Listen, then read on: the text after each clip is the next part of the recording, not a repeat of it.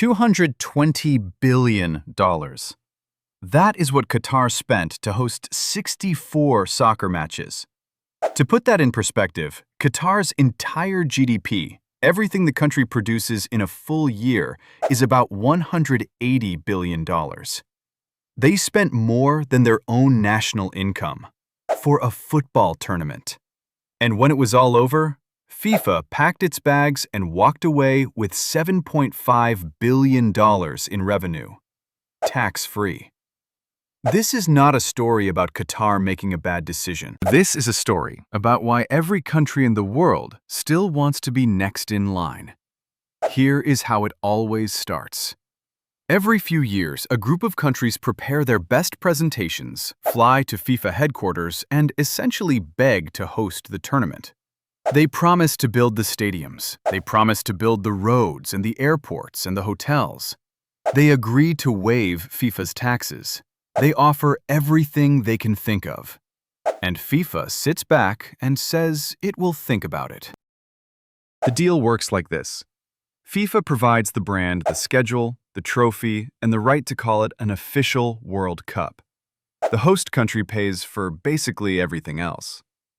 So how does FIFA convince country after country to accept this arrangement? They sell a dream. The pitch goes something like this. Imagine the global attention. Imagine hundreds of thousands of tourists flooding your cities. Imagine new roads, new airports, new hotels. Imagine infrastructure that would normally take decades being built in just a few years. And imagine the image of your country being broadcast to 5 billion people around the world. It sounds incredible. And the numbers they throw around are designed to sound incredible. Billions in economic growth, hundreds of thousands of jobs, a brand boost that no advertising campaign could ever match. Economists even have a name for this supposed magical effect that hosting a World Cup creates. They call it the FIFA effect. Those same economists have spent decades studying whether it actually exists. Their conclusion? It barely does. Let us look at the real numbers. Brazil, 2014. Brazil spent $15 billion to host the World Cup. That was the official estimate. The real number was probably higher. Before the opening game even kicked off, millions of Brazilians were already in the streets. They were burning flags and blocking highways, demanding that the money be spent on hospitals, on schools, on public transportation, things people actually needed. Around 170,000 residents were forced out of their homes to make room for construction. Corruption pushed costs higher. Some projects were never finished, but the stadiums got built. The national stadium in Brasilia cost $900 million to construct. It was the second most expensive stadium ever built at the time, behind only Wembley in London. It hosted 8 World Cup matches, 8 games. After the tournament ended, the city could not fill it. Local football clubs did not attract those kinds of crowds, so the government made the only logical decision available to them. They turned it into a bus depot. Not a comparison, not an exaggeration, an actual parking lot for city buses. Government workers eventually moved their offices into the stadium just to save money on rent. The $900 million monument became the world's most expensive bus station. Then there's the stadium in Manaus, deep in the Amazon rainforest. A city with no top-division football club. A city where the population had never asked for a stadium of this size. The venue was built to hold 44,000 people. After the World Cup, average attendance for local matches dropped to 659. 659 people in a 44,000-seat stadium. South Africa, 2010. Before the tournament, consultants predicted South Africa would need to spend around $300 million on infrastructure and would see an economic boost of nearly $3 billion in return. Here is what actually happened. South Africa spent over $4 billion. The stadium, built in Cape Town, one of the most beautiful in the world, with its view of Table Mountain, now costs $46.5 million every single year just to maintain. The city has been asking for government subsidies ever since. Some of the smaller stadiums built specifically for the tournament were openly discussed as candidates for demolition because the ongoing maintenance costs were too crippling to bear. FIFA walked away with its profits. Tax-free. Russia 2018. Russia spent around $14 billion and built or renovated 12 stadiums across the country.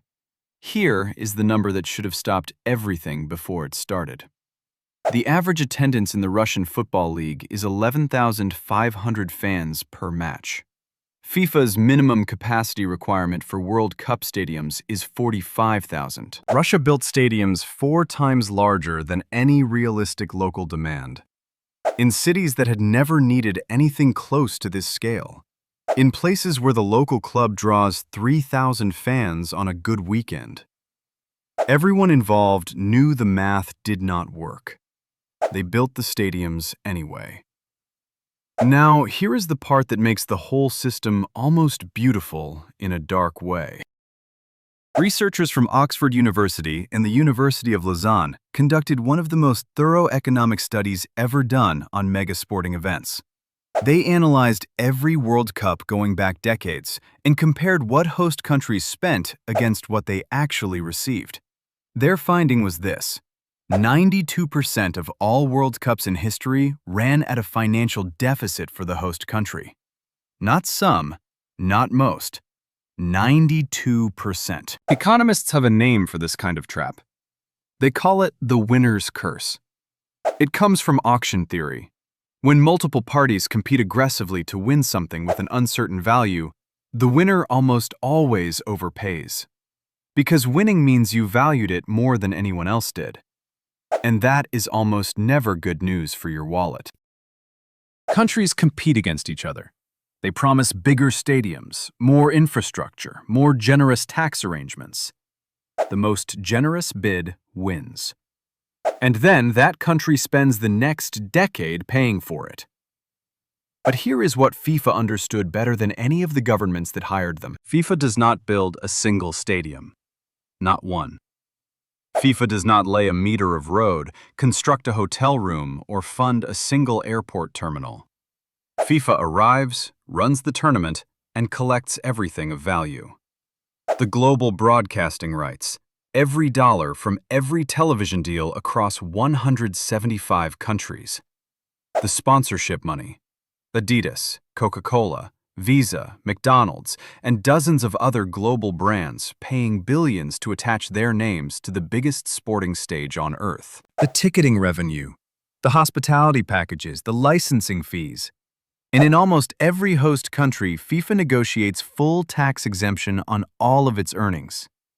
In Brazil in 2014, FIFA was expected to take home the equivalent of around $5 billion, completely tax-free. While the Brazilian government spent public money building the infrastructure FIFA acquired. The host country builds the machine. FIFA keeps everything it produces. For the Qatar 2022 cycle, FIFA took home $7.57 billion. For the 2026 tournament, they are expecting between 11 and 13 billion. Possibly the most profitable single month in the history of sport, organized by an institution that does not own a single physical building anywhere on Earth. That is not a business model. That is something closer to genius.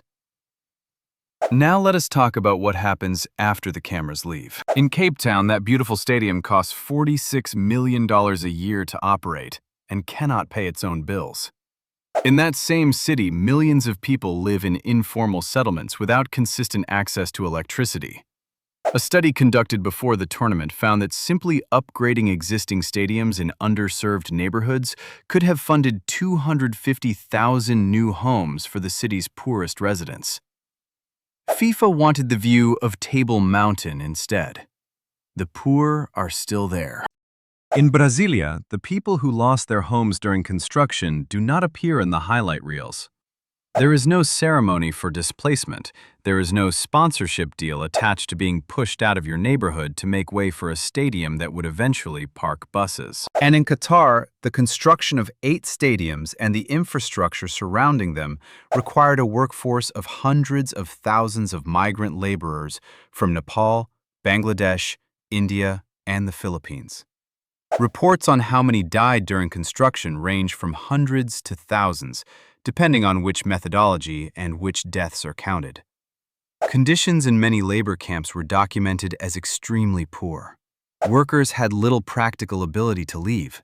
The Qatari government disputed many of the figures. The World Cup generates more economic analysis per square kilometer of playing surface than almost any event in human history. Almost none of that analysis focuses on the people who actually paid the price. And yet, the line never gets shorter. Morocco, Spain, and Portugal will co-host in 2030. Saudi Arabia is confirmed for 2034. The bids keep arriving. The promises keep escalating.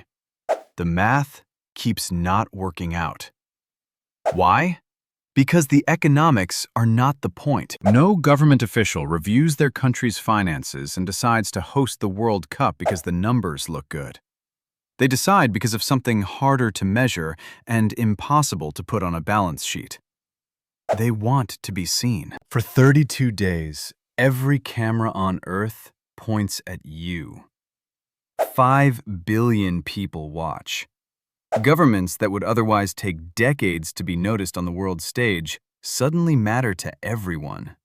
Countries use the tournament to announce themselves, to signal legitimacy, to demonstrate to the world and to their own citizens that they belong on the global stage. Qatar spent $220 billion to host 64 soccer matches. But what they were really buying was not football. It was recognition.